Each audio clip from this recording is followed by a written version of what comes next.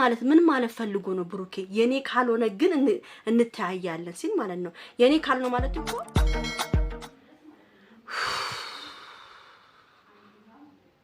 ምን ብዬ እንደምጀምር ሁሉ አላቅም። ቤተሰብ ምን ብዬ ሁሉ እንደምጀምር እግዚአብሔር ምስክሬ ነው፣ አላቅም። በጣም ልቤን አሞኛል። ልቤ በጣም ነው የሚመታው። ቤተሰብ በጣም እያመመኝ ነው። እግዚአብሔርን ነው የምላችሁ። እኔ እንጃ።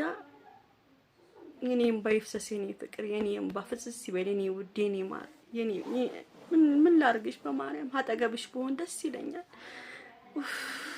ማርያምን አጠገቧኝ ቅፍ ባደርጋት ደስ ይለኝ ነበር። አይዞሽ ብዬ ጫጉሯን እየነካከው ማርያምን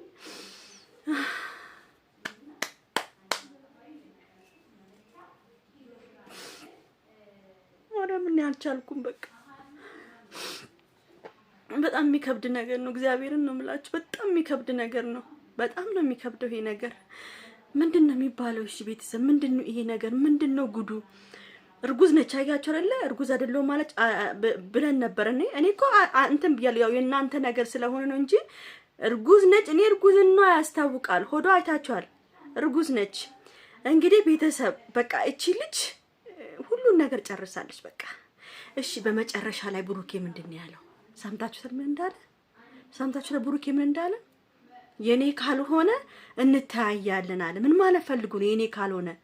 የኔ ካልሆነ እሷ ከሷ ጋር አብሮ ተኝቷል ማለት ነው ብሩኬ ተኝቷል ማለት ነው። ይሄ እስቲ እናንተ አስቡት። እኔ ይቅርታ አድርጉልኝ። ይሄን ቪዲዮ በደንብ አድርጋችሁ ላይክ አድርጋችሁ ሁሉም ሰው ጋር እንዲደርስልኝ እፈልጋለሁ። በደንብ አድርጋችሁ ላይክ አድርጉ፣ ሰብስክራይብ አድርጉ በእናታችሁ። ይሄን ነገር ግን ሁላችሁም እዚህ ኮሜንት መስጠት አለባችሁ። ምን ማለት ፈልጎ ነው ብሩኬ? የኔ ካልሆነ ግን እንተያያለን ሲል ማለት ነው። የኔ ካልሆነ ማለት እኮ ወይ አብረው ተኝቶ ነበረ። ከዛ በኋላ ላይሆንም ሊሆንም ይችላል ነው እንግዲህ። የኔም ሊሆን ከሆነም እኮ ነው፣ ከሆነም ካልሆነም ምን ማለት ነው ይሄ? እኔ ምንም የገባኝ ነገር የለም። ይሄን ነገር ብቻ አስረዱኝ እናንተ በደንብ አድርጋችሁ። ማርያምን የአንጀቴ ቅጥል ልርድብን እያልኩ ነው፣ ቅጥል እያልኩ ነው። እሺ ምንድነው የሚደረገው ከዚህ በኋላ? ሃይሚዬስ ምንድነው የምትሆነው? እውነቷን ነው። እንደው እግዚአብሔር አድርጎና ልጁ እንኳን የሱ እንኳን ቢሆን ማለት ነው ቤተሰብ። እሺ ሃይሚም እኮ የራሷን ህይወት መኖር ትፈልጋለች፣ ግን በጣም ነው የምትጎዳው። በጣም ይሄን ነበር የምፈራው ለሃይሚ። መቤቴን ነው የምላችሁ። ይሄ ቀን ለሷ እፈራለሁ በጣም። የሆነ ቀን መጥቶ ብሩኬ የሆነ ነገር ካደረጋት እቺ ልጅ በጣም እንደምትጎዳ ማርያምን። ደህና ጓደኛ እንኳን የላትም። ቁጭ ብሎ እንኳን አይዞሽ ብሎ እንኳን የሚያባብላት ማርያምን ነው የምላችሁ። በጣም ነው የምታሳዝነኝ። በጣም ነው የምታሳዝነው። እኔ እንጃ። እንደዚህ እኔ አልጠበቅኩም። እንደዚህ ይሆናል ብዬ አልጠበቅኩም። እግዚአብሔርን እንዴት ነው እንደዚህ የሚሆነው? እንዴት ነው እንደዚህ የሚሆነው ቤተሰብ? እኔ አሁንም በዚህ መንገድም እኮ አሁን እኮ እሺ ብሩኬ እንዴት ነው አንድ ሴት ልጅ ራሷን የምታዋርደው? እንግዲህ ልጅቷ በጣም ተማምናለች። ቤተሰብ በጣም ነው የተማመነችው በራሷ በጣም ተማምናለች። ሁሉን ነገር በቃ ሁሉን ነገር ከብሩክ እንዳደረገች ተማምናለች። ገብቷችኋል? በጣም ነው የተማመነችው። እና እቺ ልጅ የሆነ ነገር ባትሆን ኑሮ እንዴት ነው ሰው በራሱ ተማምኖ እንደዚህ የሚያደርገው?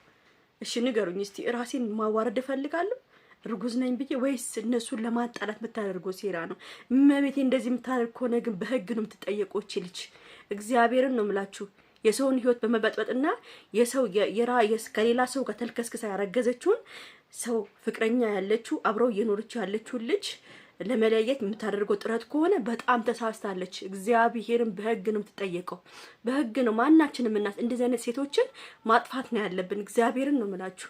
ብቻ ይሄ ነገር ተስተካክሎ ብቻ ብሩኬ እጁ የሌለበት ነገር ነው። ብቻ ማርያምን ነው የምላችሁ። በቃ ማንም ይለቃት ሰው የለም። እግዚአብሔርን በጣም ነው ያበሳጨችኝ ዛሬ፣ በጣም ከሚገባው በላይ። ዘለቡ የብሩኬ ደግሞ ዝምታ እኔ የጨነቀኝ ነው ያለው። የብሩኬ ዝምታ በቃ ዝም ነው የሚለው። ምንም የሆነ ያደረገው ነገር ይኖራል አቅም ብቻ በቃ ዝምታው ልቤን እየሰበረኝ ነው ያለው። ዝምታው በጣም ያናድደኝ ያስለቀሰኝ ነው ያለው። ለምንድን ነው ዝም የሚለው? ለምንድን ነው የማይናገረው? ከሷ ግንኙነት አለው? የኔ ካልሆነ ያለው ነገር ምንድነው ይሄ ቤተሰብ? እስቲ እናንተ አስቡት፣ ቲንክ አድርጉት እስቲ። ልጅቷ ምን አይነት ስራ እየሰራች ነው ያለችው? ከኋላው ማን ነው ያገዛት ያለው? እቺ ልጅ የሆነ ሰው ያገዛት አለ ማለት ነው። ቤተሰብ ብሩኬና ሃይሚን እንዲለያዩ እኔ እግዚአብሔርን ነው የምላችሁ 100% እኔ ያ ወንድ ልጅ እንዴት ታምኛለች ምናምን ልትሉኝ ትችላላችሁ፣ ግን እኔ ብሩኬ ላይ እተማመንበታለሁ። ያው ይሄን ንግግር ስትናገር ትንሽ ራሴን አመመኝ፣ ጸጥታውም ዝምታውም ራሴን አሳመመኝ እንጂ እኔ ብሩኬ አያደርገውም ነው የምለው። አንገቴ ላይ ገመድ ይገባል፣ ብሩኬ አያደርገውም። ግን እቺ ልጅ ከኋላዋ ማን ያለው? ማን ነው ያገዛት ያለው? ይሄን ነገር ደግሞ ማን ነው ማጣራት ያለበት? ወንድሞቹ ማጣራት አለባቸው። የብሩኬን ንጽህና ማውጣት አለባቸው። ብሩኬ ንጹህ ሰው ነው፣ እግዚአብሔር ንጹህ ነው። ለማየት ያብቃችሁ። እቺ ልጅ ተልካ ነው ተልኮ አለባት። ግን እሱ ዝም ሲል ደግሞ አመመኝ። እኔ ዝምታው ደግሞ በጣም ነው የሚያመው። ይሄ ቅድም የተናገረው ንግግር ደግሞ በጣም በቃ እንጂቴን ቁስልን ያደረገው። ቤተሰብ ማርያምን ነው የምላችሁ። በቃ ጭንቅ ብሎኛል። ራሴን ሁሉ እያመመኝ ነው። ማርያምን ራሴን በጣም የታመምኩ ነው። የእሷ ደግሞ ለቅሶ ራስ ምታት ነው የሆነብኝ። በቃ የሃይሚ ለቅሶ ለኔ በቃ ራሴን በጣም እያሳመን አይኔ ላይ ነው የምትመጣብኝ። በቃ አይኔ ላይ ነው እየመጣችብኝ ያለችው። እና ቤተሰብ እኔ ብሩኬ ላይ መፍረድ አልችልም። እግዚአብሔር ነው የሚያውቀው። እቺ ልጅ ከኋላ የሆነ ሰው አለ ሁለቱን ለማጣላት ሁለቱን ለማለያየት እያደረገ ያለ ሰው አለ። ተከፍሏት ነው እቺ ልጅ ቤተሰብ፣ ይቺ ልጅ ተከፍሏት ነው። ለማየት አብቃችሁ። መጨረሻው ግን በጣም የሚያሳፍር ነገር ነው የሚፈጠረው። ይቺ ልጅ ከኋሏ ትልቅ ሰው አለ ተከፍሏት፣ በደንብ አድርጎ ተከፍሏት ሃይሚና ብሩኬን እንድታጣላ። ልክ ባለፈው ታስታውሳላችሁ ብሩኬን ሃይሚን እንዲያጣሉ ተብሎ ብር ተከፍሎ የተደረገው ነገር ልክ እንደዛ ነገር ነው የተደረገው። ለማየት ያብቃችሁ በቃ መጨረሻውን።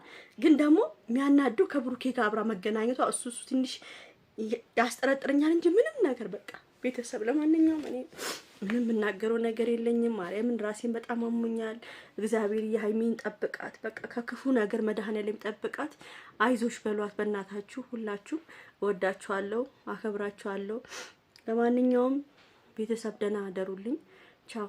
ላይክ፣ ሼር፣ ሰብስክራይብ አድርጉ።